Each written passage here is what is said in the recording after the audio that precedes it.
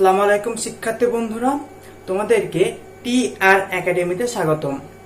তো ঈদের পর আমাদের এটা দ্বিতীয় ভিডিও। আজকে আমরা আলোচনা করব ফিজিক্স ফার্স্ট পেপারের ডাইনামিক্স মানে কি গতিবিদ্যা অধ্যায়ে লেকচার 4 নিয়ে। তো চলো প্রথমে আমাদের একটা অঙ্ক বোর্ডে লেখা আছে, তা আমরা আগে পড়ে ফেলি। তো বোর্ডে লেখা আছে যে 4.8 মিটার পার সেকেন্ড ইনভার্স ত্বরণে ঊর্ধ্বগামী লিফটের মেঝে থেকে 2 মিটার উঁচুতে অবস্থিত একটি স্ক্রু খুলে গিয়ে লিফটের মেঝেতে পড়তে কত সময় লাগবে।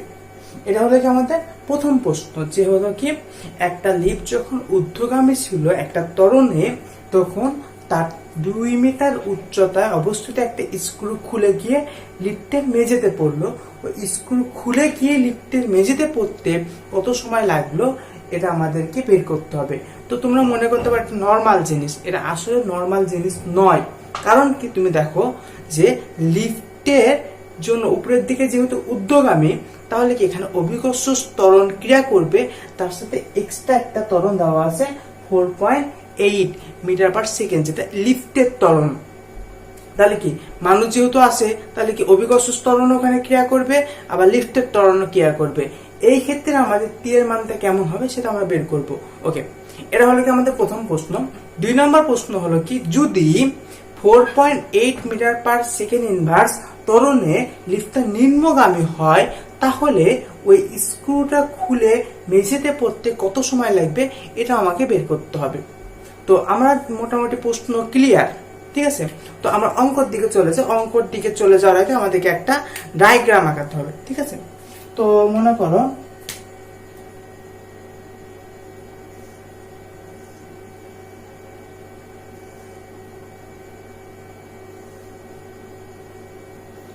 তো এই মাঝামাঝি অবস্থানে যদি 2 মিটার উচ্চতা হয়, তাহলে এই অংশটুকুর মান কত?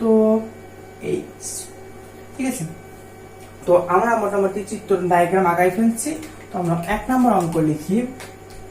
1 নম্বর 1। তো কি করতে বলেছে, যে আমাদের প্রথমে বের করতে হবে যে লিফটের উচ্চতা। লিফটের ক্ষেত্রে h ইকুয়াল টু আমাদের কত হচ্ছে দেখো তো, যে h ইকুয়াল হচ্ছে কি v0 t plus half into লিফটের ত্বরণ কত দেওয়া আছে 4.8 ইন্টু টি স্কোয়ার। এটা গেল আমাদের 1 নাম্বার সমীকরণ। এটা গেল আমাদের লিফটের ত্বরণ, এই h এর মান। তো আমরা যদি এখন এই অংশটুকু বের করতে চাই, তাহলে কি লিখবো আমরা? 2 মাইনাস h লিখবো না? আমরা যদি এই অংশটুকু বের করতে চাই, তাহলে কি আমাদের স্ক্রুর ক্ষেত্রে আমরা পাচ্ছি 2 minus h equal to v0 minus v0 into T plus half. যেহেতু স্ক্রুটাকে অভিকর্ষ ত্বরণে নিচের দিকে পড়তেছে না, তাহলে কি এখানে অভিকর্ষ ত্বরণ ক্রিয়া করতেছে, মানে কি অভিকর্ষ ত্বরণের মান কত? 9.8 ইন্টু টি স্কোয়ার হলো 2 নম্বর সমীকরণ। তো আমরা যদি 1 নম্বর আর 2 নম্বর সমীকরণ যোগ করি, 1 প্লাস 2, তাহলে কত হচ্ছে দেখো তো, যে 2 equal to half into 4.8 into T square plus half into 9.8 into T square, ঠিক। তো আমরা এখান থেকে আবার পাই লিখলে 2 equal to half 4.8 plus 9.8 to T square. তাহলে আমরা এখান থেকে পাচ্ছি 4 ইকুয়াল টু আমাদের হচ্ছে কত? 14.6 টি স্কোয়ার, ঠিক আছে। তো 14.6 টি স্কোয়ার, এখান থেকে আমরা যদি টি রুট ওভার 4/14.6 করি, তাহলে আমাদের টি এর মান কত আছে, ঠিক আছে। আমরা একটু মুছে নিই। ঠিক আছে। টি ইকুয়াল টু আমরা কত ভ্যালু পাচ্ছি দেখো তো, আমরা যদি ক্যালকুলেটারে এই ভ্যালুটা বের করি তাহলে হচ্ছে পাচ্ছি 0.523 সেকেন্ড। এটা কি হয়ে গেল আমাদের যে ঊর্ধ্বগামী যখন লিফট তখন হচ্ছে কি আমাদের টি এর মান মানে কি স্ক্রুটার 2 মিটার উচ্চতা থেকে ভূমিতে পড়তে কি পরিমাণ আমাদের সময় লাগবে এটা আমরা বের করে ফেললাম। তো আমরা 2 নম্বর অঙ্কতে চলে যাই। 2 নম্বর অঙ্কতে দেখো আমরা চিত্র তো আমাদের একই থাকবে, ঠিক আছে। তো 2 নম্বর অঙ্কের জন্য আমাদের কি লিফটের জন্য আগের মতন যে h equal to V naught T plus half into 4.8 into t square, এটা করা আমাদের লিফটের ক্ষেত্রে, ঠিক আছে। তো আমাদের যদি হচ্ছে কি তোমার স্ক্রুর ক্ষেত্রে বলি, স্ক্রুর ক্ষেত্রে ব্যাপারটা এখানে একটু আলাদা। যেহেতু লিফটের নিম্নগামী তাহলে কি এই যে এই 2 মিটার উচ্চতার সাথে কি হবে, এই এইচটা কি হবে অ্যাড হয়ে যাবে, মানে কি 2 প্লাস এইচ, মানে এই টোটাল উচ্চতা হবে, ঠিক আছে। তো এই টোটাল উচ্চতা যদি হয় 2 প্লাস এইচ, মানে কি 2 plus H equal to V naught T plus half into 9.8 into t square. এটা যদি আমাদের 1 নম্বর সমীকরণ হয়, এটা যদি আমাদের 2 নম্বর সমীকরণ হয়, তাহলে কি 2 মাইনাস 1 করলে পাই কত 2, half into 9.8 into t square minus half into 4.8 into t square. এটা গেল আমাদের। তাহলে এখান থেকে আমরা পাই 2 into half 9.8 minus 4.8 into t square. তাহলে আমরা যদি একটু ক্যালকুলেশন করে এটা একটু মুছাই দিই, তাহলে হচ্ছে দেখো 4 ইকুয়াল টু কত হচ্ছে দেখো 5 টি স্কয়ার। তাহলে T equal to root over 4/5। তাহলে আমরা এখান থেকে কত ভ্যালু পাচ্ছি, যে 0.8943 সেকেন্ড। তাহলে আমাদের লিফটটা যখন নিম্নগামী তখন আমাদের সময় লাগতেছে কি বেশি, ঠিক আছে। আর লিফটটা যখন ঊর্ধ্বগামী ছিল ওই ক্ষেত্রে আমাদের দুটো ত্বরণ যোগ হওয়ার কারণে কি হয়েছে, সময় কম লেগেছে। তো এরকম ছোট ছোট প্রশ্ন তোমাদের আসতে পারে, কিন্তু খুব ট্রিকি প্রশ্ন, ঠিক আছে। তো আমরা এই পরের অঙ্কতে চলে যাই। একটি রকেট 10 সেকেন্ড যাবত 20 মিটার সেকেন্ড ইনভার্স 2 ত্বরণে উপরে ওঠে, তারপর কি হয়, রকেটের ইঞ্জিন বন্ধ হয়ে যায়। এখন কথা হলো যে ইঞ্জিন বন্ধ হয়ে যাওয়ার পরও কি রকেটটা হচ্ছে কি সাথে সাথে থেমে যাবে না, তাই না। তো আরো তো কিছু দূর অগ্রসর হবে। তো এই নিচ থেকে মানে এই আগে থেকে মানে এই আগে 10 সেকেন্ড যাবত এই যে 20 মিটার পার সেকেন্ড ইনভার্স 2 ত্বরণে যে আমাদের যত দূর গেছিল, এই দূরটা কাউন্ট হওয়ার পর আর কত দূর যাবে এই দূরটা কাউন্ট করে আমাদের টোটাল যে দূরত্ব এটা আমাকে বের করতে হবে, মানে কি রকেটটা সর্বোচ্চ কত দূর উঠেছিল এটা আমাকে বের করতে হবে। তো আমরা চলো প্রথমে আগে এই মানে আমাদের মানে যে উদ্দীপক দেওয়া আছে এই অনুযায়ী আগে আমরা চিত্র আঁকাই ফেলি। তো চিত্র আঁকাবো কিভাবে, দেখো এটা মনে করো ভূমি ছিল, ঠিক আছে। তো রকেট তো ঊর্ধ্বমুখী, ঠিক আছে। তো 10 সেকেন্ড যাবত এই পর্যন্ত গেছে, ঠিক আছে। 20 মিটার পার সেকেন্ড ইনভার্স ত্বরণে 10 সেকেন্ড গেল এতদূর, ঠিক আছে। এতদূর যাওয়ার পর কি হয়েছে, ইঞ্জিন এই পয়েন্টে এসে বন্ধ হয়ে গেছে। ইঞ্জিন এই পয়েন্টে এসে বন্ধ হয়ে যাওয়ার পর আরো তো কিছু দূর অগ্রসর হবে, তাই না। তারপর তো আমাদের টোটাল উচ্চতাটা পাবো বড় হাতের এইচ।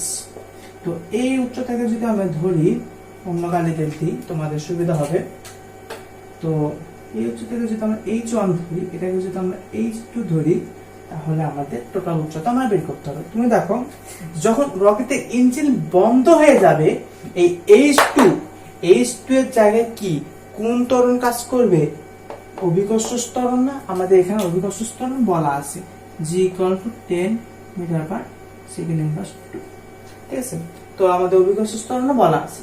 তো আমাদের এখন বের করতে হবে, আমরা প্রথমে আগে h1 টা বের করি।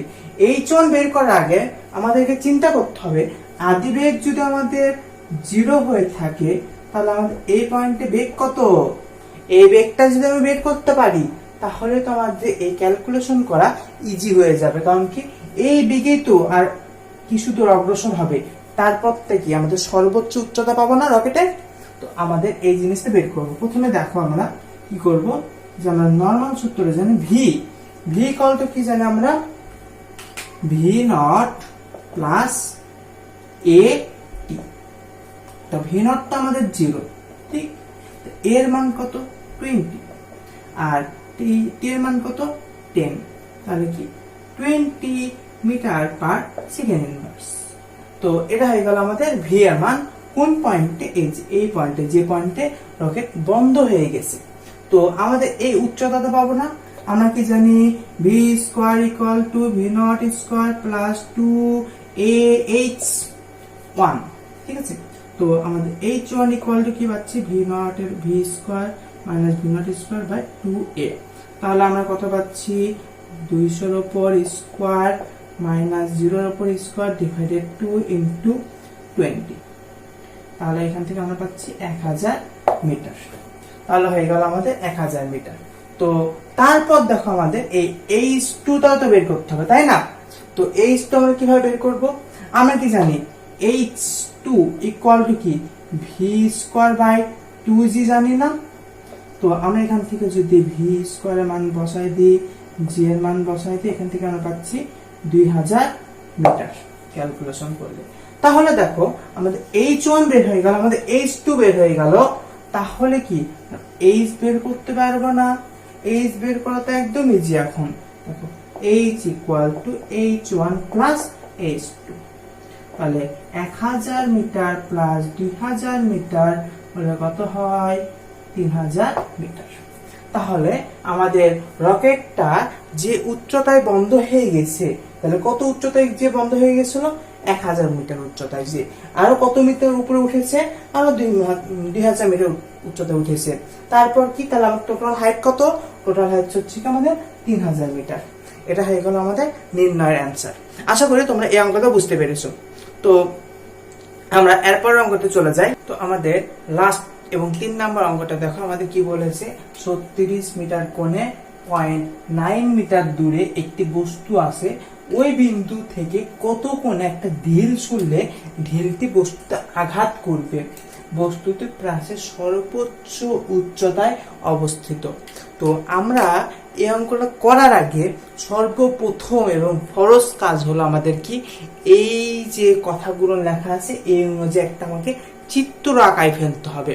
তারপরে অঙ্কটা যদি তুমি শুরু করো তাহলে হয়তোবা তুমি অঙ্কটা পারতে পারো।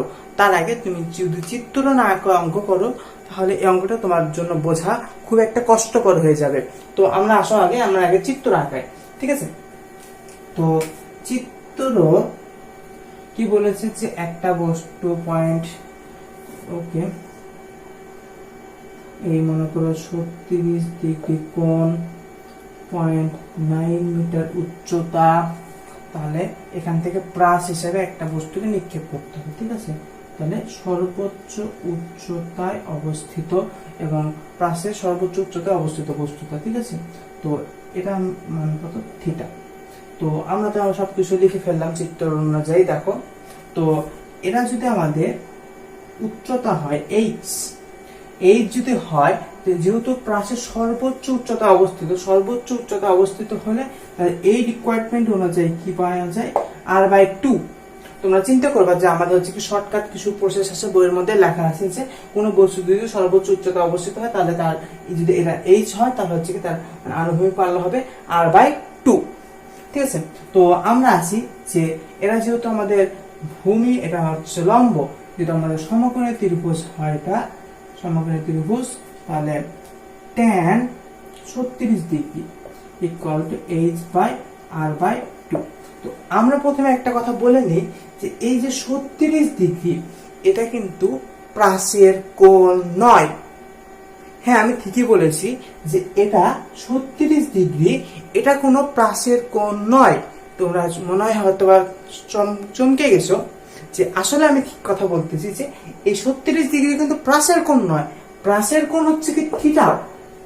এই 36 ডিগ্রি হচ্ছে কি এই যে 36 ডিগ্রি অ্যাঙ্গেল করে একটা বস্তুকে রাখা আছে, এটা হচ্ছে কি ওই 36 ডিগ্রি। প্লাসের কোণ আমাকে বের করতে হবে, বের করতে বলেছে, ঠিক আছে।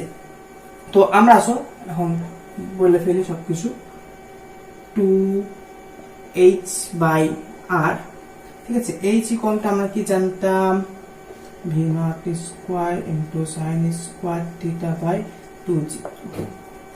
আর r ইকুয়ালটা আমরা কি জানতাম, v0 square sin 2 theta by g। Okay, তো আমরা লিখে ফেলি যে 2 into v0 square into sin square theta by 2g divided v0 square sin 2 theta by g। Okay, তো আমরা এখন লিখে ফেলি যে 2 v0 square into sin square theta by 2g into g divided v0 square. তো আমরা কি জানি দেখো তো, sin 2 থিটা ইকুয়াল টু কি জানি, sin 2 sin theta into cos theta জানি না। তো আমরা এই অংশটা যদি বসাই দিই cos থিটা, তাহলে কাটাকাটি কি যায় দেখো, 2 2 কেটে যায়, এই জি জি কেটে যায়, একটা সাইন কাটে, একটা লিখতে হবে, এই সাইন কেটে যাবে, v0 স্কয়ার কেটে যায়। তাহলে আমরা এখান থেকে রিলাইট করলে পাই হাফ tan থিটা। তো আমরা পেলাম কি হাফ tan থিটা। তো আমরা এই অংশটাকে যদি ক্লিয়ার করে দিয়ে আবার লিখি, তাহলে আমরা পাচ্ছি 2 tan 36 degree equal to tan থিটা। তাহলে আমরা এখান থেকে পাই থিটা equal to tan inverse 2 tan 36 degree. তাহলে আমাদের যদি এই অংশটা ক্যালকুলেট করি, তা আমাদের আসতেছে কি 55.5 ডিগ্রি। এটা হচ্ছে কি আমাদের অ্যান্সার। মানে কি এই প্লাসের যে কোণ, তাকে কি কোণে ছুঁড়ে মারলে এই যে লক্ষ্যবস্তু এখানে আঘাত করবে, সেটার কোণ হচ্ছে কত, 55.5 ডিগ্রি। তাহলে আমরা আশা করি আমাদের আজকের লেকচার এ পর্যন্ত শেষ। তো আমাদের লেকচার 5 খুব তাড়াতাড়ি তোমাদের সামনে হাজির হবে। আশা করি তোমরা এতক্ষণ ভালো থাকবে, সুস্থ থাকবে। আল্লাহ হাফেজ।